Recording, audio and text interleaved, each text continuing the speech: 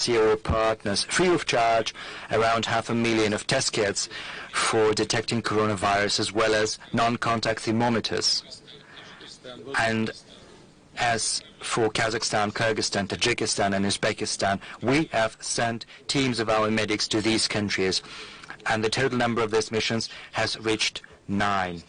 Our sanitary and epidemiological services, as well as healthcare ministries of the SCO countries, have fostered an efficient exchange of data and experience. Incidentally, today we will endorse the comprehensive plan of the SCO to fight epidemics, as well as a special statement on coronavirus-related issues. It is important that the pandemic has not brought about a decrease in activity in the key areas of the SCO interest. Under Russia's presidency, we have held the total number of around 60 joint events that have been attended by representatives of government, agencies, parliaments, business, and civil society organizations. A number of these events, due to the reasons all too well known, have been held online, and yet the SCO has managed to preserve a high level of cooperation. By today's meeting, we have drafted a significant package of documents to reinforce our cooperation in political, economic and humanitarian fields. I would like to point out that the SCO countries have significantly intensified their cooperation on the foreign policy and military lines. Our foreign ministries met twice, and in September, Moscow hosted a joint meeting of defense ministries of the SCO. For the first time, it was attended by the defense ministers of the Collective Security Treaty Organization and the CIS countries. I believe this is a very useful endeavor, and such extended meetings are going to become a regular feature for us, natural partners. And I believe this will help us bring to a new quality the coordination of our security-related agencies. It will allow us to monitor the situation in the field of security and defense in Greater Eurasian space. Under Russia's chairmanship, we continued with the practice of joint military exercises with the participation of military and special units of SCO countries and our partners, in particular from observer nations. In particular, we have held a counter-terrorism exercise in Kazakhstan. China hosted an exercise in preventing attempts to use the internet for extremist purposes. Russia hosted the first stage of a border operation entitled Solidarity. Apart from that, Russia and Kazakhstan have organized 2 international anti-drugs operations entitled WEB. And of course, I cannot help but mention that this whole year has been marked by celebrations of the 75th anniversary since the end of the Second World War. All the SCO member countries have paid special attention to holding commemorative events to mark this occasion. It is symbolic that the Russian armed forces were joined by military units from the SCO countries during the victory parade in Red Square in Moscow. And today, after this meeting, we are going to adopt a statement which states that we deeply respect the memory of the Great War.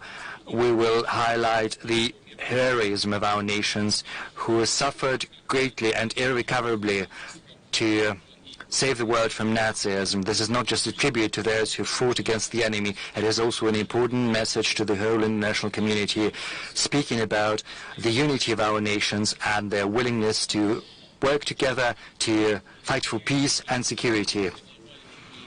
Colleagues, it is evident to everyone the situation in the global security and regional security is very complex, because terrorism, international terrorism and drug trafficking still pose a significant threat.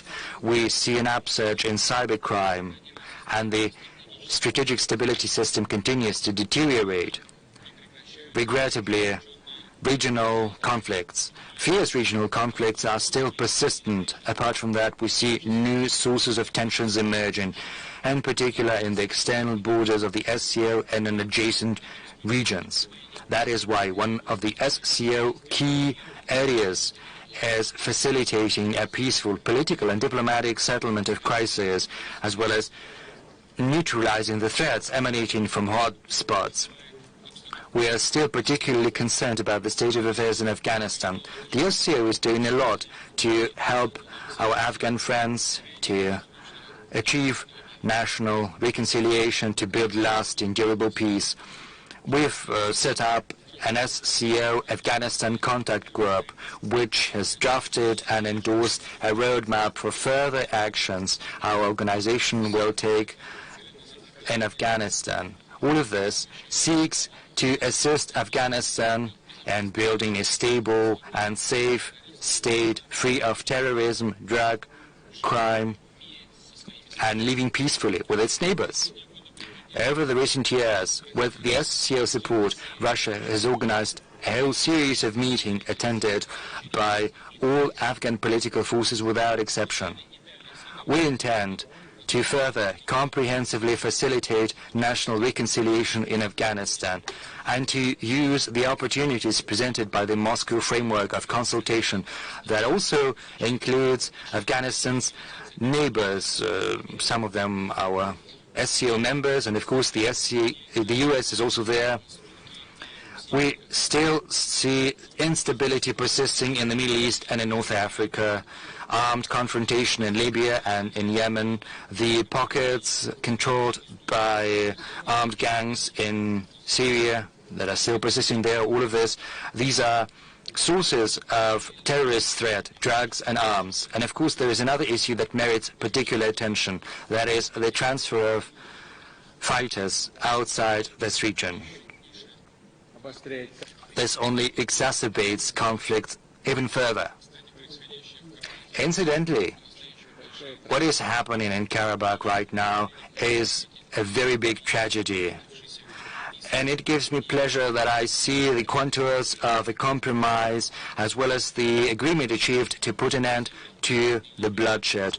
I am hopeful that the all measures that we have undertaken recently will help secure lasting peace for the good of the peoples of Azerbaijan and Armenia. There is another glaring challenge and menace to our common security, and these are the ever more numerous attempts to directly interfere within the domestic affairs of countries participating in the SCO. I refer to the attempts to violate sovereignty, drive a wedge in society, change the direction of countries' development, undermine political, economic and humanitarian ties that have been formed over centuries. Belarus, which is an observer in the SCO, has come under the blow of such external forces. After the presidential elections, our friends from Belarus have come under unprecedented pressure. They have to fight against sanctions and provocations. Corona virus की सूरत हाल पर एक दूसरे के तजुर्बात से इस्तेफादा करते हुए मुश्तरका इक़दामात करना होंगे। सियासी, माशी और तस्वीराती शोबाजात में बाहमी ताउन के फ़रोग़ के लिए पुरअज़्म हैं। अफ़गान अमन अमल में मुस्बत किरदार जारी रखेंगे। मशरिक़ वस्ता, शाम और दीगर दुनिया के ममालिक में जारी